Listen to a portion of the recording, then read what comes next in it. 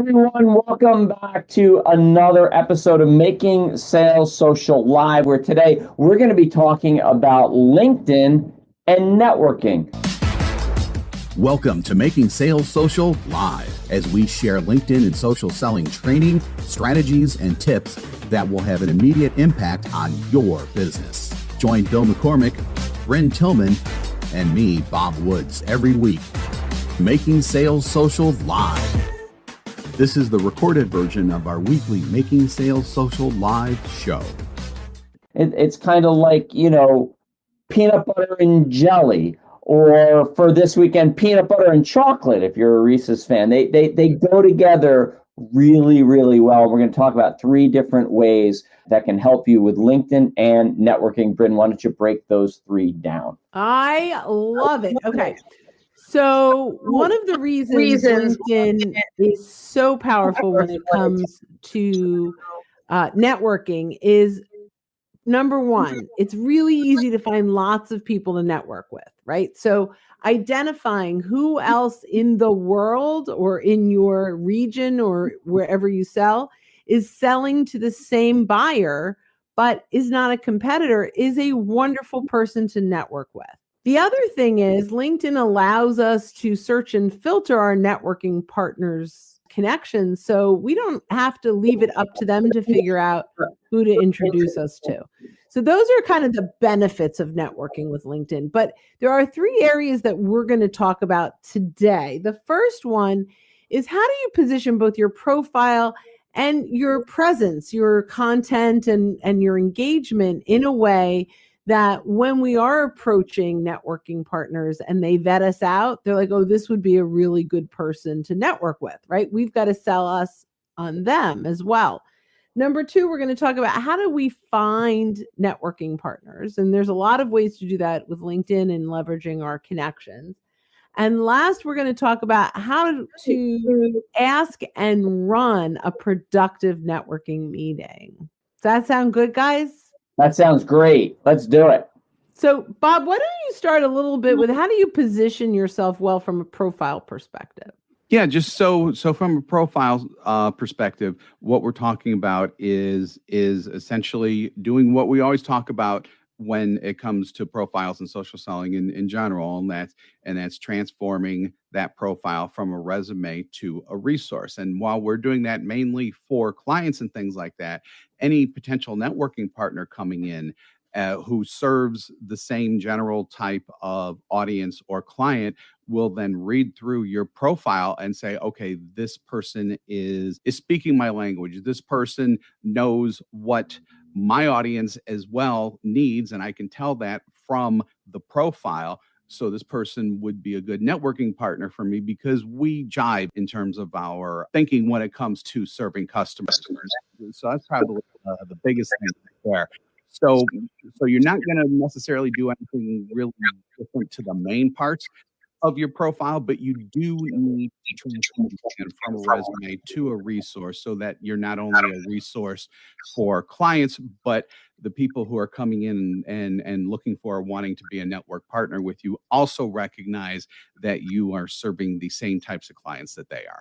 That's pretty much perfect. I love that. And I would just add that I think one of the things you want to make sure of is that you have your ICP down well, that you know the clients that you're looking for, so that because that's going to be what the other networking partner recognizes also, because as Bob says, they're probably selling into the same type of client. So making sure that that's there right in your headline, who do you help? We always say, who do you help? How do you help them? What are the results you bring? And what is it that you do? So making sure you have that right there, so that people looking and going, oh, okay, wow, yeah, he or she wants to know the same people that I want to know. We should definitely talk. Yeah, and just ICP is your ideal customer profile. So, or persona, depends on how you slice that one up. So I love that.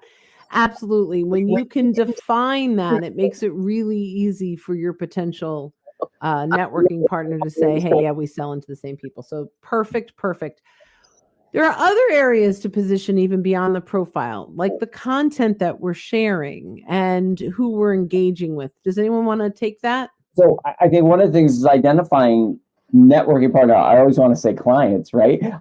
Identifying potential networking partners, going and looking at their content and seeing, what kind of content are they creating so that you can engage on it. But then also when you identify that common denominator.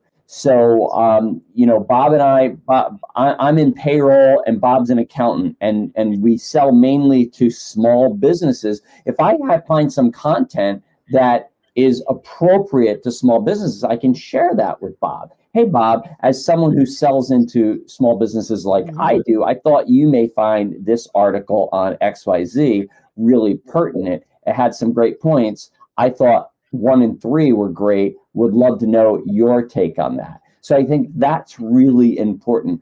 But I think the big thing is engaging on their content if they're sharing content, because it's going to really get you on their radar and put you in a much better position to reach out to them to have a networking call, because that's really what we're, usually we say we want to have more sales conversations.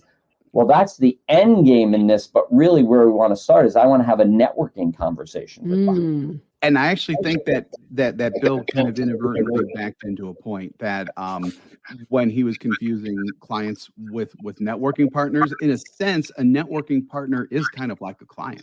And I think that's why he kind of stumbled on that a little bit. You still need to support your networking partners like in a sense, like they are clients, yes, because you are helping one another. So you should support them as such, essentially. So and that's a bit more of a mindset type of thing. But when it comes especially to the commenting on their content and the sharing content things, I think that's where that idea really comes together. That partners, they're kind of like clients at the same time. Well, the interesting thing too, just to add to that, and I think Bill touched on this, but I'll go just kind of reiterate, is that, and I think you may have even touched on this too, Bob, but, when that networking partner is vetting us, they're not vetting us necessarily on how we can help them and their business. They're vetting us in whether or not we are going to be helpful to their clients.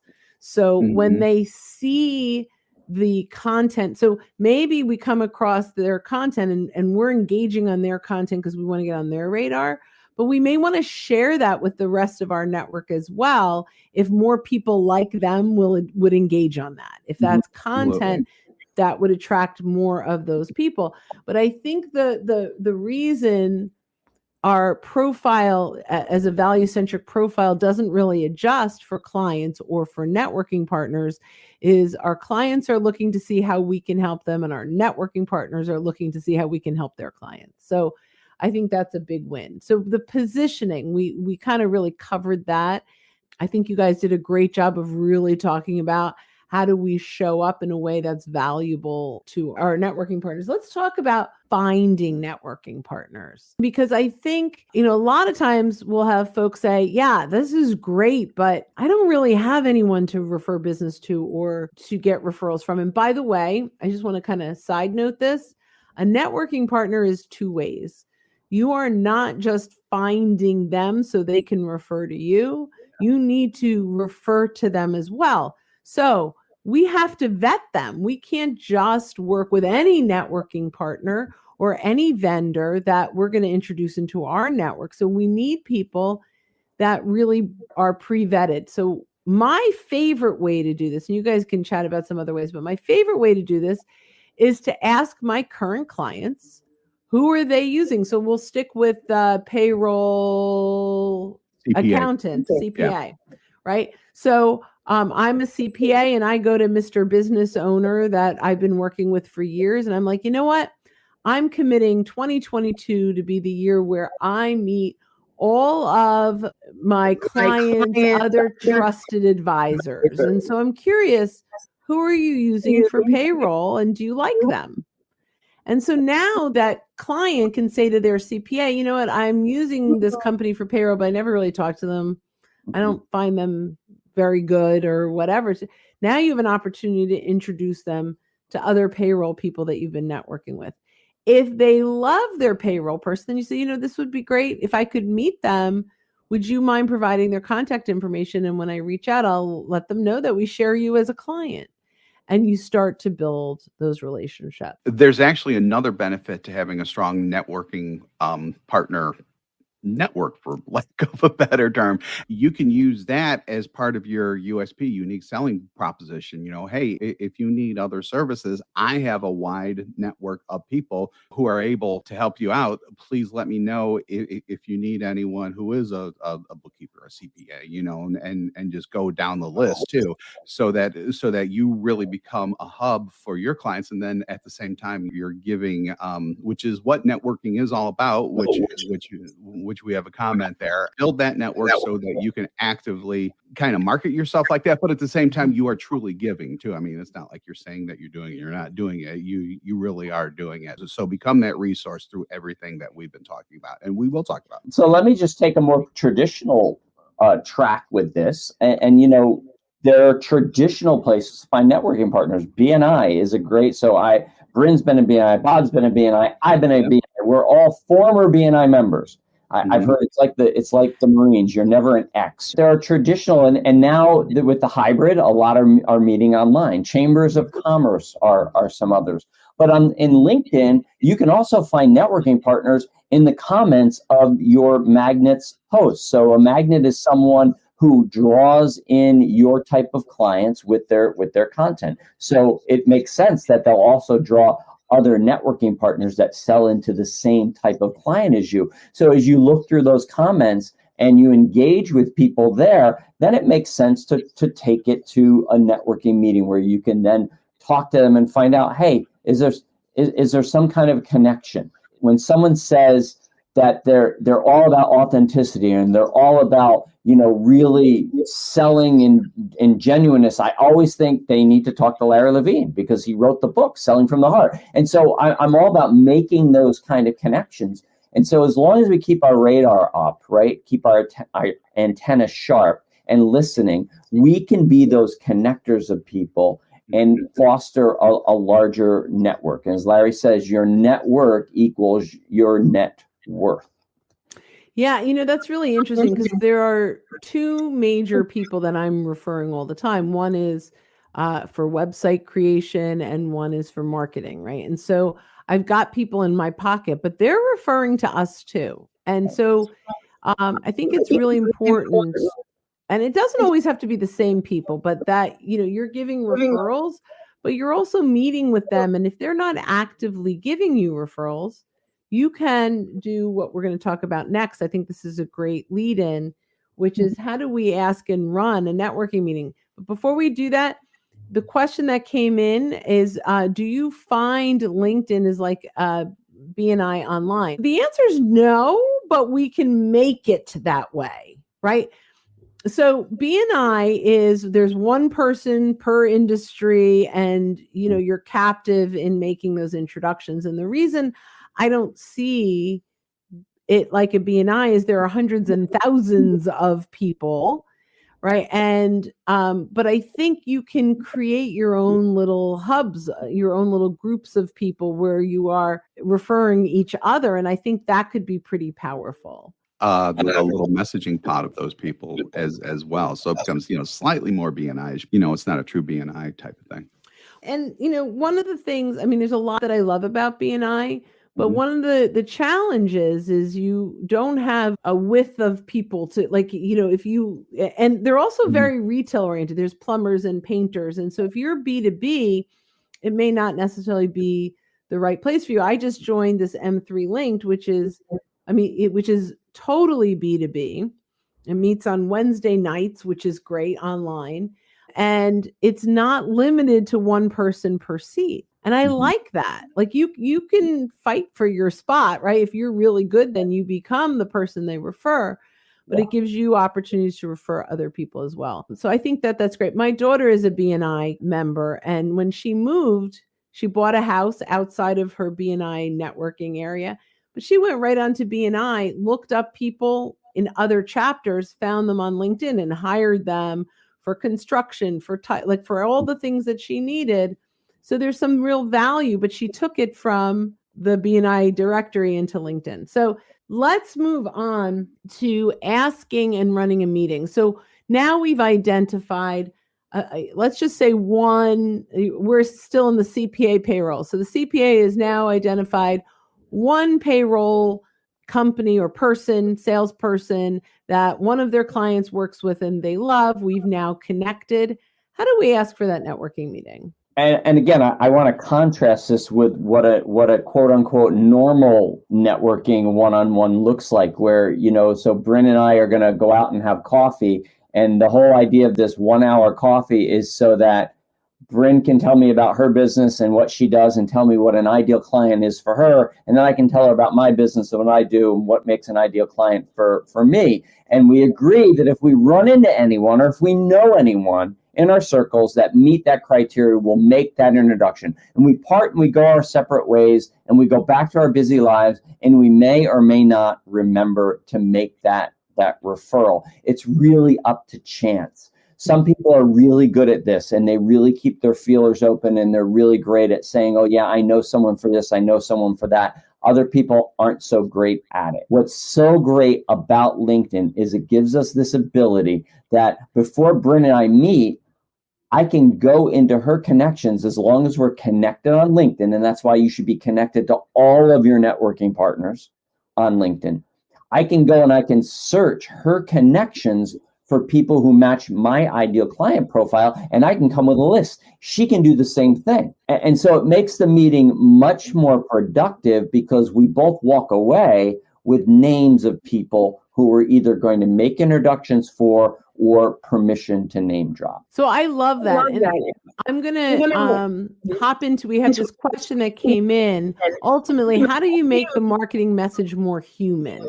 So the marketing message originally to that networking person should come from, hey, we share a client. There's nothing more human than that. We're friends with the same friend, right? Like there's an immediate connection. So I think when you're doing it this way, you're not cold calling networking partners, you're in a much better position from a human perspective. When we take it from, I had the conversation that Bill just talked about with our networking partner, and now we're going to get some introductions, make some introductions. I think it's literally, so if we're getting the introduction, it's easy. Bill says, Bryn, please meet Bob Woods. Bob and I were chatting the other day. Your name came up in conversation. And after he told me a little bit about his CPA firm, I thought it might make sense to introduce the two of you. I'm not sure if you're exploring new folks, but, or if you're happy with your current one, but I recommend taking Bob's call. It'll be well worth your time, right? So now we make that introduction. If it's permission to name drop, Bryn, Bob Woods and I were chatting the other day. Your name came up in our conversation and he thought I should reach out and introduce myself. Let's connect and I'll loop you in on what we chatted about. And it's really that simple. Why is that personal and human? Because we have a shared friend. This is the difference, right? We do not love cold calling on LinkedIn. We are much happier when we're coming in through warm market. So the last question of the day here is, what percentage of your time involves old school cold calling if you are using LinkedIn properly, as I know the three of you do? We do not. 0% cold call. Who say? Zero.